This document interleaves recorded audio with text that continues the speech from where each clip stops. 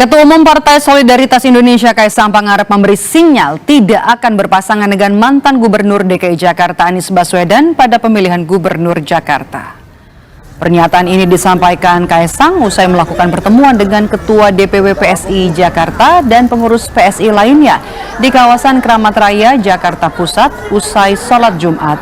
Ketika ditanya oleh jurnalis soal namanya yang disebut-sebut akan berpasangan dengan Anies Baswedan, Kaisang dengan tegas menjawab berbeda dalam jalur politiknya.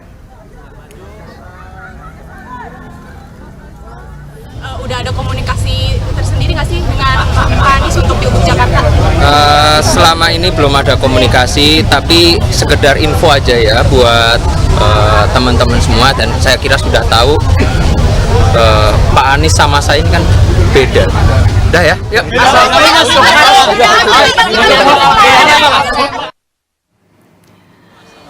Sementara itu Partai Keadilan Sejahtera menanggapi upaya Koalisi Indonesia Maju untuk mendorong Kaisang Pangarep maju di Pilkada Jakarta.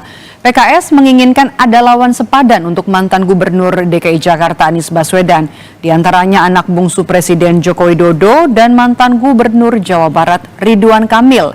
Di sisi lain, PKS tetap menginginkan kandidat calon wakil gubernur untuk Anies berasal dari kader internal PKS.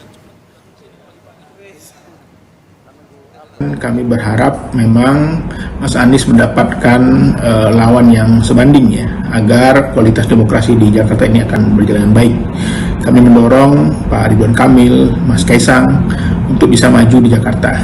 Namun kami berharap kalau seandainya Mas Anies diusung oleh PKS, wakil gubernur dari Mas Anies adalah dari kader PKS. Karena PKS sebagai partai pemenang pemilu di Jakarta tentu saja memiliki banyak kader-kader yang potensial untuk menjadi tokoh bangsa di suatu hari kelak. Dan wakil gubernur adalah salah satu posisi penting yang bisa memberikan kesempatan bagi kader PKS.